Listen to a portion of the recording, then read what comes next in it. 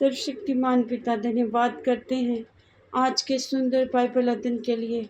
हम पढ़ेंगे सबोपदेशक का पहला अध्याय।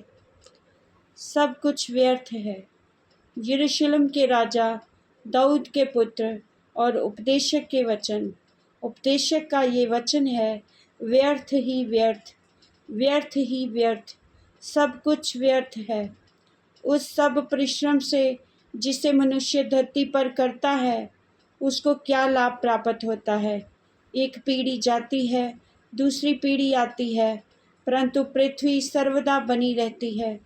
सूर्य उदय होकर अस्त भी होता है और अपने उदय की दिशा को वेग से चला जाता है।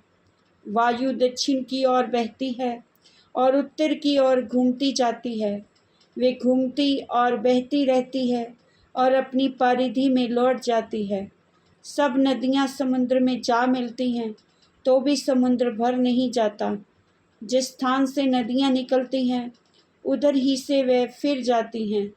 सब बातें परिश्रम से भरी हैं, मनुष्य इसका वर्णन नहीं कर सकता। ना तो आँखें देखने से तृप्त होती हैं, ना कान सुनने से भरते हैं।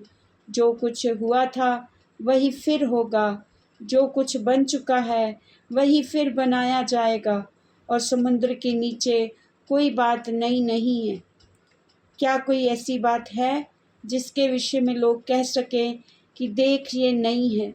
ये तो प्राचीन युगों से वर्तमान थी।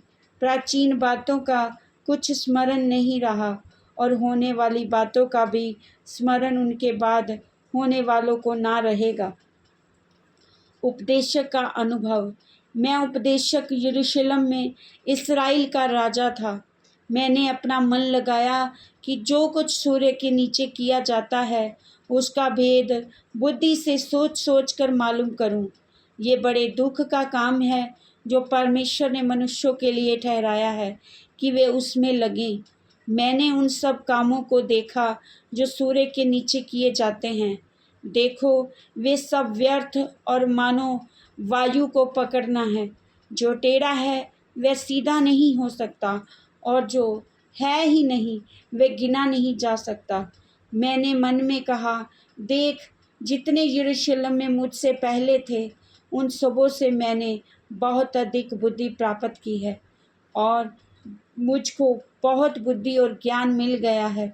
मैंने अपना मन लगाया कि बुद्धि का भेद लूं और बावलेपन और मूर्खता को भी जान लूं। मुझे जान पड़ा कि ये भी वायु को पकड़ना है, क्योंकि बहुत बुद्धि के साथ बहुत खेद भी होता है, और जो अपना ज्ञान बढ़ाता है वह अपना दुख भी बढ़ाता है। इस वचन के द्वारा प्रभु ब्लेस करेंगे सबको। जय मसीह की। आमीन।